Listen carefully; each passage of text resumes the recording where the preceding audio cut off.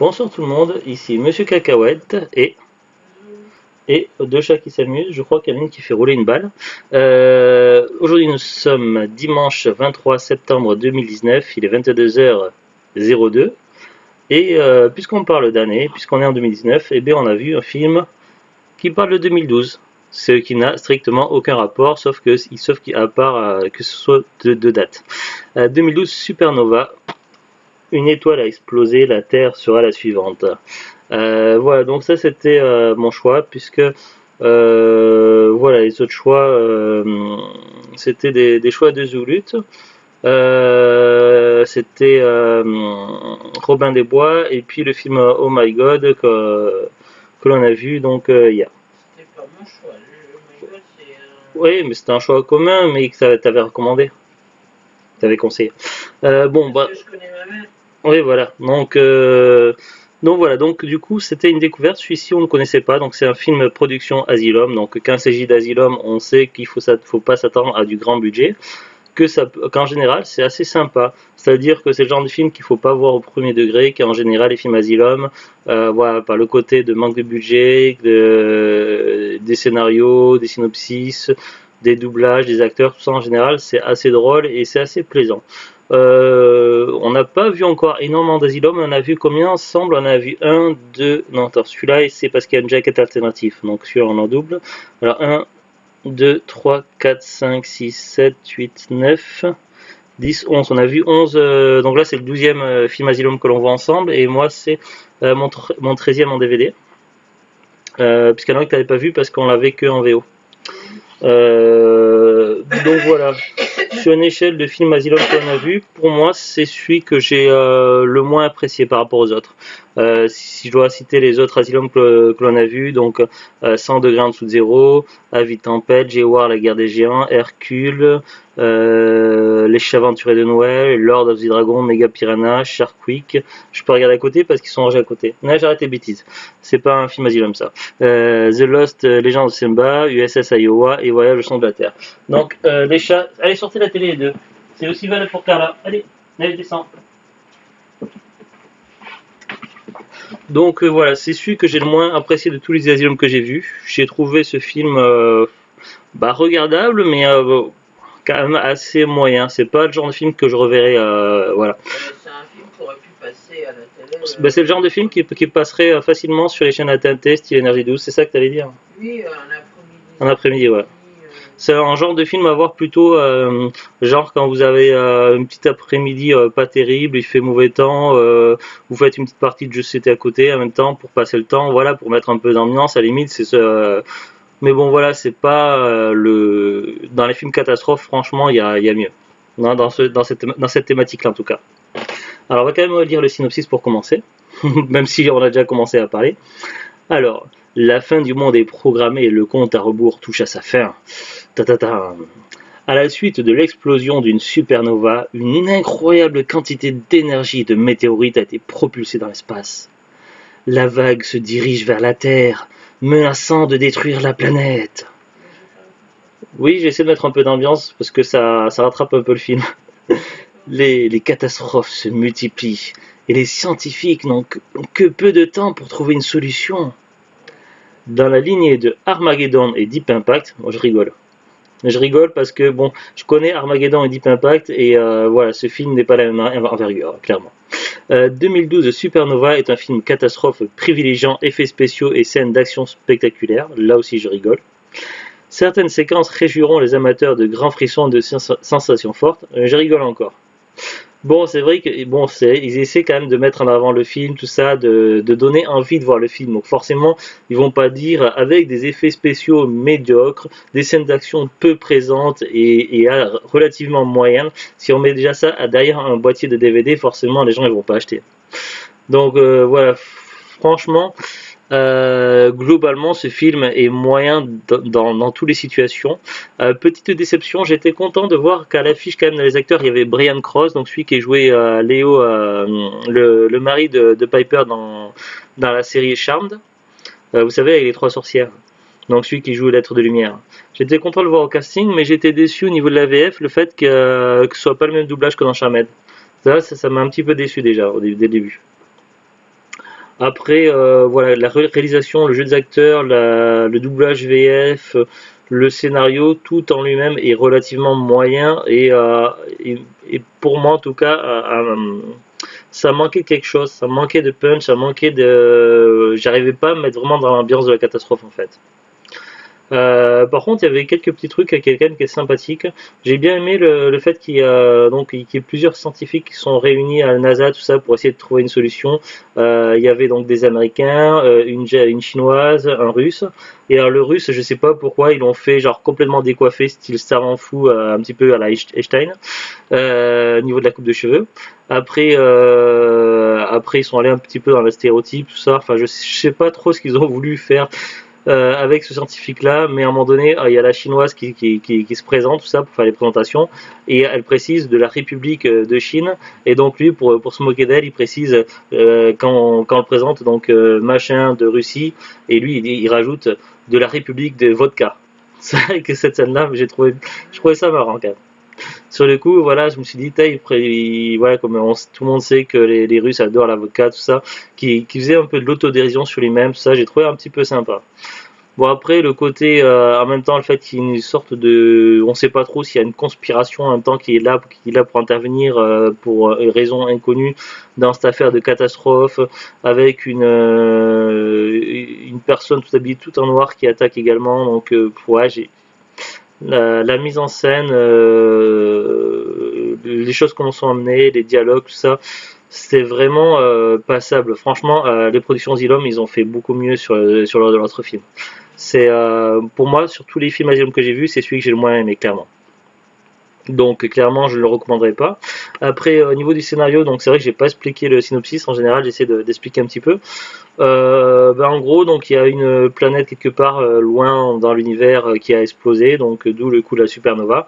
Là sur le coup c'est on pourrait penser à des météorites, mais non pour le coup c'est pas des météorites qui risquent d'arriver sur Terre, mais plutôt des rayons. Je crois qu'ils appellent des rayons gamma, je crois qu'ils disent dans l'histoire. Neige, allez descends de là. Je sais que t'as pas là. Et le problème, c'est que ces rayons, ils arrivent par à coup et les plus puissants n'ont pas encore atteint la Terre. Et les plus puissants rayons risquent d'être dévastateurs. Et on a déjà les premières conséquences avec des effets de tremblement de terre, la foudre et autres qui commencent à dérégler le climat. Et du coup, ça devient vite préoccupant et il y a un compte à rebours qui est lancé. Le seul espoir réside en trois scientifiques, un américain, un russe et une chinoise, qui cherchent à utiliser la meilleure solution possible via des missiles nucléaires afin de créer un bouclier pour sauver le monde. Sauf que, évidemment, les choses vont se compliquer. Et puis en même temps, le scientifique américain, il veut sauver également sa famille, donc sa fille et puis sa nouvelle femme. Puisque on nous explique pas ce qui s'est passé. Apparemment, donc sa première femme, la mère de sa fille, serait morte. On ne sait pas pourquoi, comment, ni rien. Et donc la fille a une belle-mère. A priori, on ne sait même pas s'ils sont mariés ou pas. Donc bon, pour le moment, j'essaie de. Ma femme, hein, il dit pas. Oui.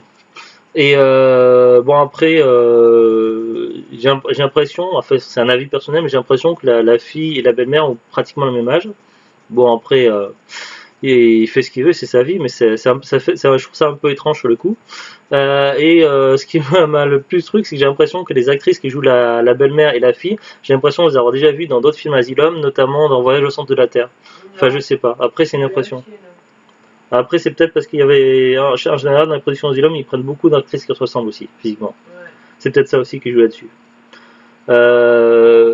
Donc voilà, donc pas grand-chose. Voilà, on a résumé. J'ai expliqué un petit peu et franchement, bien que je sois fan des productions Asylum et que je tiens à garder ce DVD, je vais le garder précieusement pour ma collection Asylum. Franchement, je ne recommande pas ce film. Si vous voulez voir un film catastrophe, il suffit de regarder derrière et hop, qu'est-ce qu'ils disent? Deep Impact et Armageddon. Voilà. Le DVD vous dit justement quel film catastrophe il faut voir à la place. C'est pas merveilleux ça? C'est génial. Entre l'actrice qui fait la mère et ouais. la fille et l'actrice qui fait la femme, il y a 12 ans d'écart. Ah, il y a quand même 12 ans d'écart, d'accord. Mais c'est peut-être le maquillage qui fait ça. Enfin, on le voit pas trop là. C'est pas très flagrant dans le film. C'est la femme de Dawson. De Dawson. Lequel de Son? Celle qui fait L'acteur principal dans The Son? James Van Der Beek. Ah, d'accord. Donc, C'est sa femme, son ex-femme, parce qu'ils sont mariés jusqu'en 2010. oui, donc depuis, ils sont plus mariés. Donc voilà, bien que je sois fan des Asylum et que je vais quand même le garder précieusement pour la collection, voilà, personnellement, je vous recommande pas ce film. Il suffit de voir derrière. Il propose Armageddon et Deep Impact. Il y en a d'autres de très bons films catastrophes, mais bon, déjà rien qu'avec ces deux, il y a de quoi faire. Mais bon, voilà, si vous voulez vraiment voir une production Asylum, passez votre chemin. 2012 Supernova, c'est pas par ce film-là que je vous conseillerais d'attaquer les productions Asylum. Il y a bien mieux à voir en premier, clairement. Voilà, je sais pas si tu as quelque chose à ajouter, toi, Zoglut, par rapport à ce film-là. Toi, tu as quand même bien aimé, j'ai l'impression, dans l'ensemble. J'ai bien aimé, j'ai bien aimé, oui. Tu as réussi à suivre, donc c'est quand même, c'est que c'était intéressant. J'étais un peu sceptique en arrivant. Au début, parce que j'étais fatiguée, tout ça, et 2012, j'ai croyais que c'était un film 2012 qui m'a jamais parlé. Celui de Roland Emmerich qui t'a jamais vraiment... Qui m'a jamais attiré. Ouais. Et en fait, j'étais plus surprise dans le bon sens que... Je m'attendais à un truc... Tu t'attendais à pire, en fait. Voilà. Moi, je l'ai vu une fois, le film 2012 de Roland Emmerich, j'en garde pas spécialement souvenir. Je l'avais trouvé, même s'il a un plus gros budget et des meilleurs acteurs, je l'avais pas trouvé exceptionnel. Donc, faudrait que je le revoie de ces quatre, mais je l'avais pas trouvé exceptionnel. Donc voilà, c'était pas un film qui avait l'autre 2012 de Roland Emmerich, c'était pas un film qui avait intéressé beaucoup Zuglut, et donc elle s'attendait à pire, et donc forcément elle n'a pas été déçue sur ce film-là. Après, est-ce que le film 2012 Roland Emmerich est pire que celui-là? Franchement, je sais pas, ça fait tellement longtemps que j'ai pas vu l'autre, il faudrait que je le revoie donc pour me faire un avis. Bon, voilà, moi personnellement, j'ai connu mieux en Asylum. Zuglut, bah, c'était plutôt une surprise agréable. C'était pas un film fou, mais ça restait regardable quand même.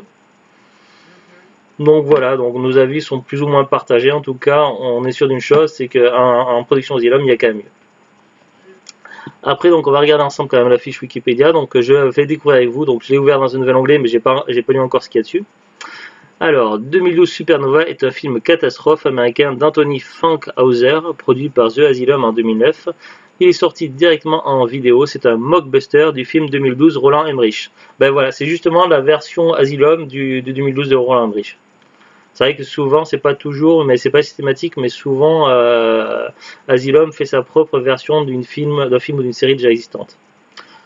Comme Z Nation et la réponse d'Asylum à Walking Dead. Et pourtant, Z Nation a su, contrairement à beaucoup de films Asylum, Z Nation a su tirer son épingle du cheveu de par son originalité et ferait presque de la concurrence quand même à Walking Dead. Parce qu'ils ont Z Nation a une grande communauté de fans, dont moi que j'aime beaucoup. Mais j'adore les deux séries donc. Alors ensuite, qu'est-ce qu'ils nous disent dessus sur la fiche Wikipédia? Donc les acteurs Brian Krause, Heather McComb, Najara Townsend, Alura Lee, Alan Poe. Londalus Teus, Stephen Schneider, Rob Hulett, Dana Tomasco, Rick Dean, Pete Angelicus, etc., etc. Ah, il y a des vrais techniciens de la NASA qui ont joué dedans. Voilà, justement, Dana Tomasco, c'est Rick Dean, Pete Angelicus, William Joseph Hutchin, Doug Newman, Jeff Crabtree, Maine Jackson et Jerry Hearn ne sont pas des simples acteurs. Tous ces noms-là que je viens de citer là, c'est des vrais techniciens de NASA.